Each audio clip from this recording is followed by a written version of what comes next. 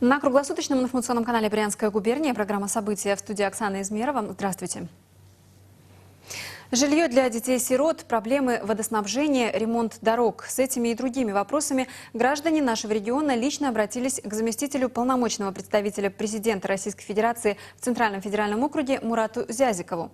На приеме присутствовали главный федеральный инспектор по Брянской области Леонид Соломатин, заместитель губернатора Юрий Макренко, представители городской администрации и других структур.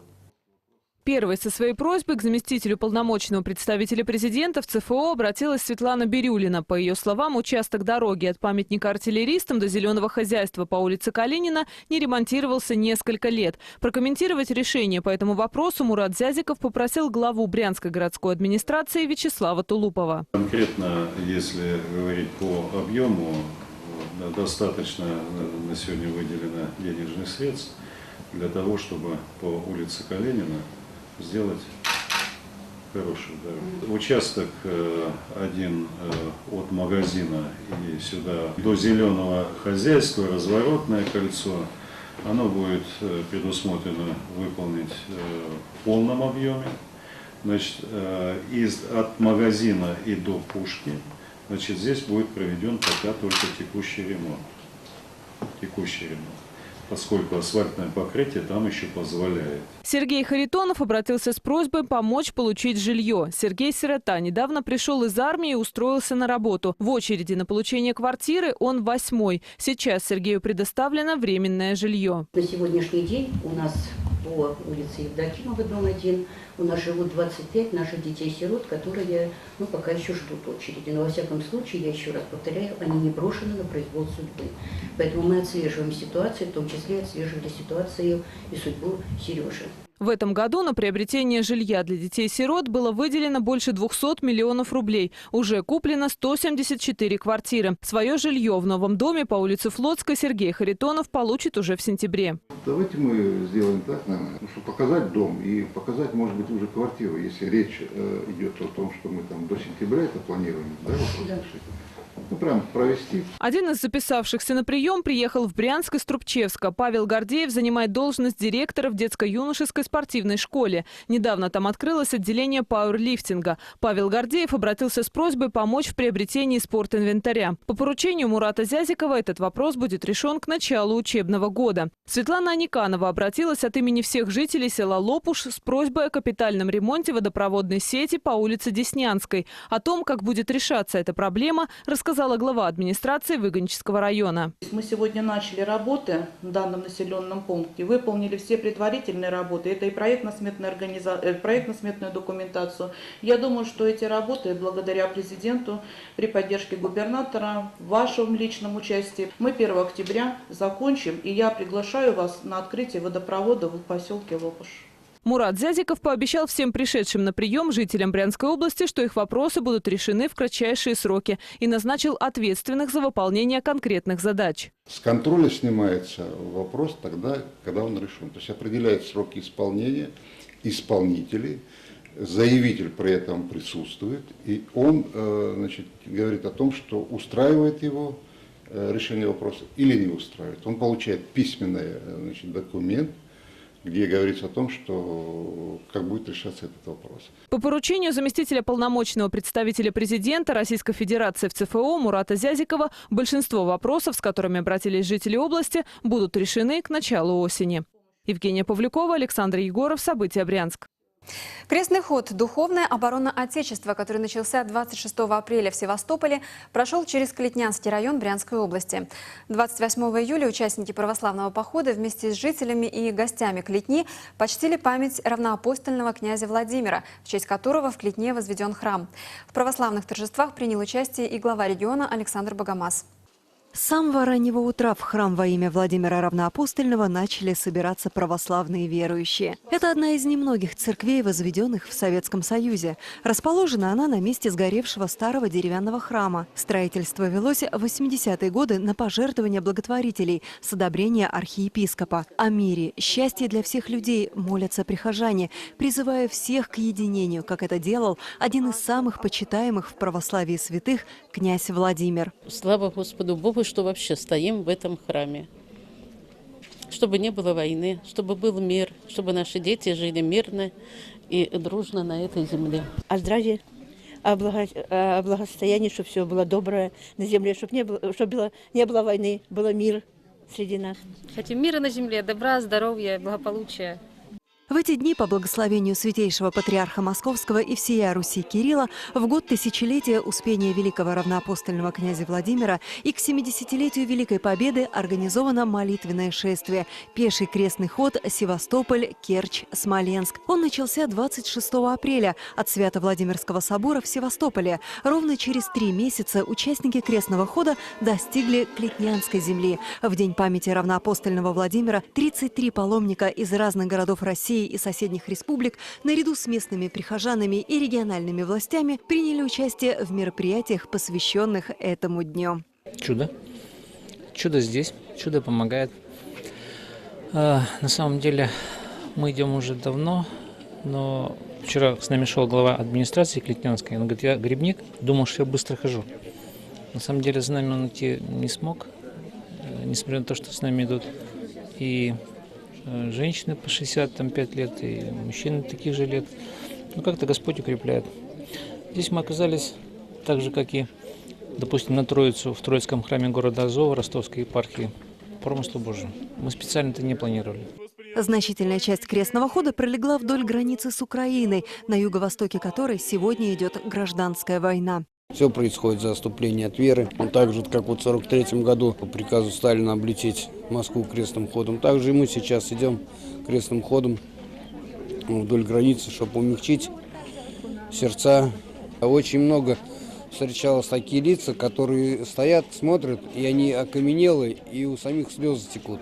В день крещения Руси в храме во имя святого князя Владимира прошла божественная литургия. По ее окончании был совершен молебен и крестный ход. Я передаю поклоны и благословения митрополита Александра, главе нашего региона, Александру Васильевичу. Поздравляю с Днем Ангела, его соратников, всех, кто носит имя святого великого князя. С Днем Ангела вас всех поздравляю. И всех присутствующих в храме Владимиров тоже поздравляю с Днем Ангела. Старейшим настоятелем храма Брянской области при участии главы региона вручены грамоты и нагрудные знаки имени равноапостольного князя Владимира. Молится вся Россия, и все мы молимся за то, чтобы на нашей земле был мир, спокойствие, чтобы был достаток, благополучие, чтобы были здоровы наши родные, близкие. То, думаю, это то, что хотят все жители нашей великой страны России. Продолжился праздник выступлением воспитанников воскресной школы «Росток» и местного фольклорного коллектива. Слава Богу за все! Слава Богу за все! Слава Богу за скорбь и за радость! Татьяна Глазова, Максим Кузнецов. События Клетня. Освещение в Брянске заработает в полном объеме. Такое обещание дал глава городской администрации Вячеслав Тулупов. По словам градоначальника, дополнительные лимиты в размере 9 миллионов рублей на второе полугодие с учетом задолженности за летние месяцы выделены в бюджете Брянска на оплату наружного освещения. На улицах Брянска, которые по этой причине оставались неосвещенными в вечернее время, будут немедленно включены фонари. Помимо того, глава дал поручение комитету ЖКХ составить базу неработающих светильников в каждом районе города и планомерно решать эти вопросы с помощью нового участка по обслуживанию сетей наружного освещения, который создан на базе Дорожного управления Советского района и с участием инвесторов. Кроме того, как сообщает пресс-служба мэрии, в скором времени начнется ремонт дороги по улице Речной, предусматривающий в том числе и освещение этого опасного участка. Объект уже проторгован. В общей сложности из бюджетов разных уровней на осуществление работ предусмотрено почти 17,5 миллионов рублей. Как в Брянской области повышают инвестиционный рейтинг региона? Этот и другие вопросы обсудили в правительстве Брянской области на оперативном совещании. Инвестиционный рейтинг во всех регионах ведется по поручению президента Владимира Путина. Цель рейтинга – оценить ключевые факторы создания благоприятного инвестиционного климата, а также эффективность работы региональных властей по его улучшению. В Брянской области для этого был принят закон об инвестиционной политике. Сейчас областная дума готовит к принятию закон о промышленной политике. Разрабатывание разрабатывается новый региональный инвестиционный портал. Для привлечения бизнеса в регион необходимо сократить количество процедур по оформлению документов. Что касается получения инвесторам разрешения на строительство, то вместо 176 дней время будет сокращено до 110 дней. В целом, в 2014 году объем инвестиционных вложений в области составил 66,8 миллиардов рублей. В текущем году есть информация только по первому кварталу. Общий объем инвестиций по первому кварталу составил 10,3 миллиарда рублей. Из них это рост составляет рост 33,3%. Значит, что касается федеральных денег, то по первому кварталу пока объем был небольшой, около 2 миллиардов рублей. Агрохолдинг «Охотна» объединяет в единую группу 5 предприятий. На базе одного из своих предприятий ООО «Нива» агрохолдинг открыл современную молочно-товарную ферму на 1800 голов дойного стада. Официальное открытие фермы состоялось при участии и поддержке главы региона Александра Богомаза. Подробности в репортаже Татьяны Глазовой. Молочная товарная ферма расположилась в поселке Гасама Брянского района. Молочная отрасль не из простых, делится руководство агрохолдинга «Охотна».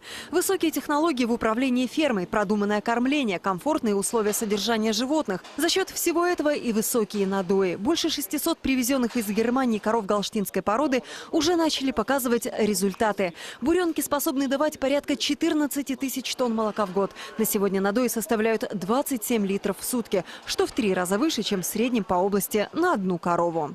В каждой секции содержится 150 буренок. Здесь же они кушают. Здесь проходит вакцинация. Здесь же они и расчесываются. Все для того, чтобы коровам здесь было очень комфортно. Но самое главное, содержание их здесь абсолютно бесстрессово и круглогодичное. Сейчас реализована первая очередь молочного проекта. Вложения в него составили больше 900 миллионов рублей. Впереди расширение производства. Общий планируемый масштаб инвестиций до 1,5 миллиардов рублей. Молочно-товарная ферма «Охотна» – объект уникальный по уровню своего технического и технологического оснащения. В каждой секции оборудованы стойловыми местами, разделенные для каждого животного, оборудованы лежаками. Это матрас, покрытый резиной. На кормовом столе поставлены так называемые хедлоки. Это для фиксации животных в момент их кормления. Соответственно, животные получают, так скажем, минимальный стресс.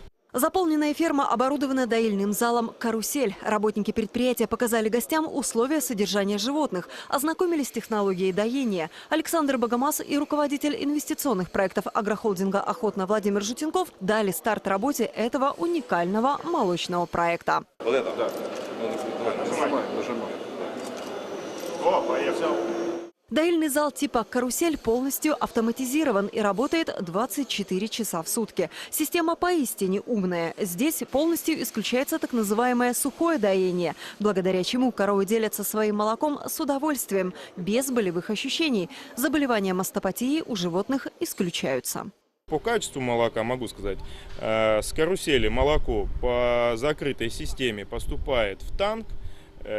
Перед тем, как поступить в танк, оно попадает в теплообменник. Молоко приходит в танк моментально с температурой 6-8 градусов.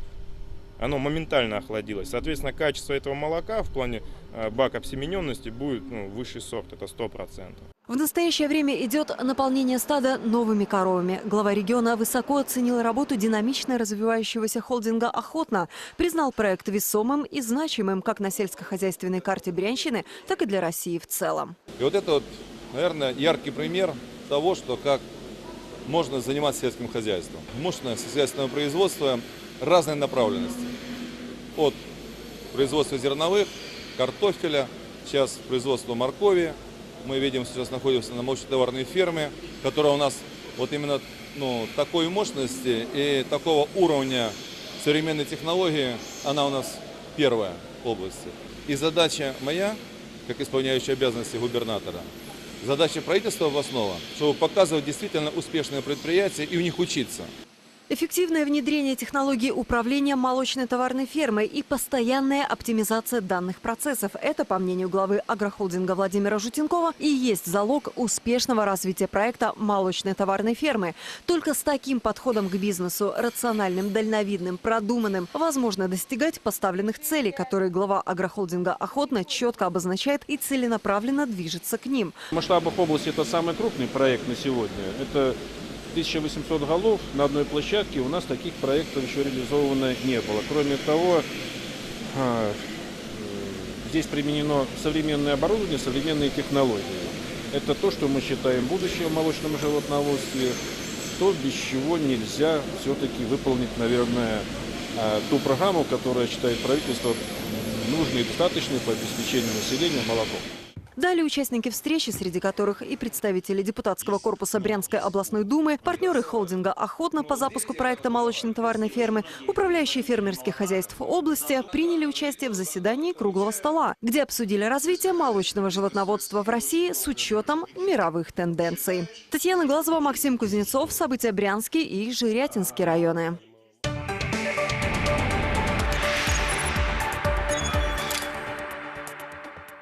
Мост через Десну в роще Соловьи снова закрыт для автомобилистов. Напомним, что машины ездили по гидросооружению около 3 недель после того, как неизвестные убрали металлический забор, мешавший движению.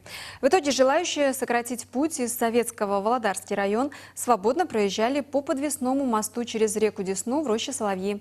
А между тем сооружение не предназначено для передвижения транспорта.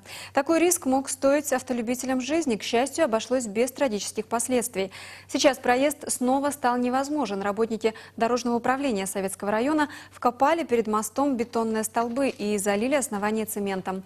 Автомобиль здесь проехать не сможет, а вот для мам с детскими колясками, велосипедистов и пешеходов преград не возникнет. Житель областного центра явился с повинной, признавшись в убийстве. По версии следствия, в ночь с 22 на 23 июля 2015 года мужчина находился в своей квартире на улице Дружбы города Брянска. Вместе с 41-летним знакомым они употребляли спиртные напитки. В ходе ссоры хозяин жилища нанес своему оппоненту множественные удары ножом в область туловища, после чего лег спать. Проспавшись и протрезвев, обвиняемый осознал, что натворил. Понимая, что наказание будет неотвратимым, он навестил отца и отправился с повинной в полицию. При допросе фигурант уголовного дела рассказал следователям, что потерпевший первым стал угрожать ему ножом. Разозлившись на такое поведение гостя, он отобрал нож, которым и совершил убийство. Орудие преступления помыл и оставил в мойке.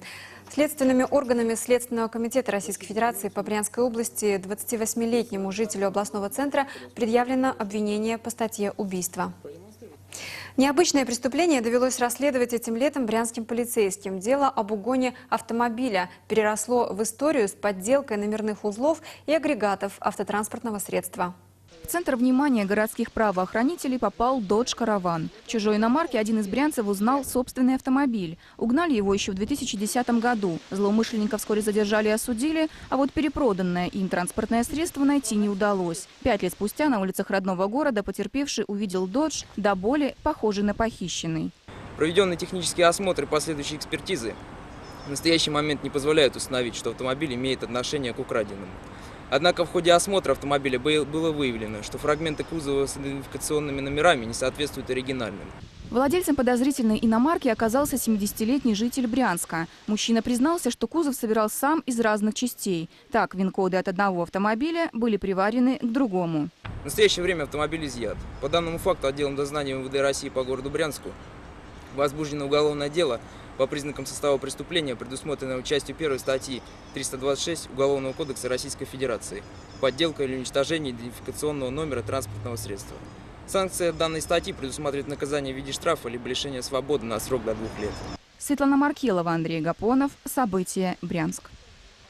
Минувшие выходные стали богатыми на праздники. 26 июля в России, кроме Дня военно-морского флота, также отмечали День парашютиста – неофициальный праздник советских и российских профессионалов и любителей парашютного спорта. В этом году отметили 85-летие первого прыжка с парашютом из самолета. 26 июля 1930 года под Воронежем 5 советских летчиков и механиков впервые в СССР совершили серию тренировочных прыжков с самолета. Как готовиться к первому прыжку брянские парашютисты парашютисты. Смотрите в следующем сюжете. Поднимите голову вверх, мы осматриваем парашют. Осмотрели, говорим, купол исправен. Купол исправен. Сейчас эти ребята проходят наземную подготовку, учатся выполнять в точности все движения, которые совсем скоро им предстоит совершить в воздухе. До манипуляций с парашютом ребята уже изучили его строение, прошли курс теории. Александр Елтышев – летчик-инструктор-парашютист с огромным стажем. За его плечами более 2370 прыжков. Он проводит подробный инструктаж для новобранцев, тщательно отрабатывает с новичками каждый этап предстоящего полета. Мы стараемся за такое короткое время их чисто психологически и морально подготовить к совершению первого парашютного прыжка. И как практика показывает, люди за столь короткое время, за 3-4 часа, вполне готовы сделать этот самостоятельный шаг. В числе тех, кто собирается прыгнуть впервые, Валерий Матюхин. Его цель – преодолеть страх высоты. Да, я как-то всегда с детства не то что боязливо, но с опаской относился к высоте. А сейчас решил попробовать эту опаску преодолеть, потому что интересно себя испытать, тем более, что всегда увлекаюсь какими-то разными видами спорта, и что-то новое захотелось попробовать. В этой группе 2 девушки, им всего по 16 лет. Настя мечтает поступить в Рязанское военное училище, воздушно-десантные войска. Подругу Дашу привела с собой за компанию. Что действительно хочется испытать? Поступление в военное училище хочется, во-первых, больше всего. А испытать хочется адреналин такой хороший, чтобы понравилось все. Перед экзаменами. Да. И вообще понять, стоит или не стоит поступать. Хочется попробовать, что это такое. Много знакомых прыгали. Хочется на себе это испытать. Перед прыжком в клубе проверяют всех, даже бывалых парашютистов. Очень важно правильно сложить парашют. Когда мы вынуждены будем воспользоваться, например, запаской, эта рамочка нам выкидывает парашют в левую сторону с таким хорошим усилием.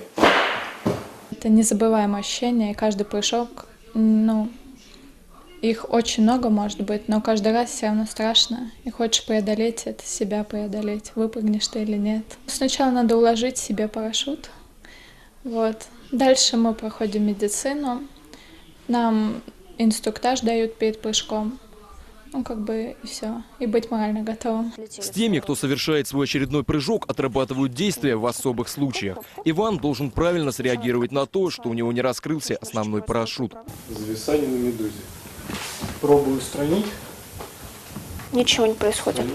Нет, ничего не происходит.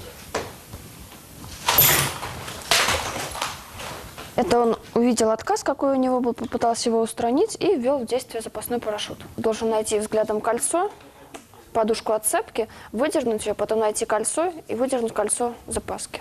Ввести в действие. Все, и безопасно приземлиться. Только после тщательной подготовки на земле парашютистов допускают к прыжкам с самолета. В небо на высоту 700 метров их поднимает Ан-2. Для тех, кто не готов к самостоятельному прыжку, есть вариант прыгнуть в тандеме с инструктором с высоты 2,5 километра. Во-первых, ответственность тандем-инструктора и ответственность за пассажира, который приходит. Его нужно в течение получаса, может быть часа, подготовить. И не только подготовить, но и понять, что за человек к тебе пришел, с кем тебе прыгать. Высота прыжка 2,5 километра. И за короткий период подготовки нужно немножко сродниться с этим человеком.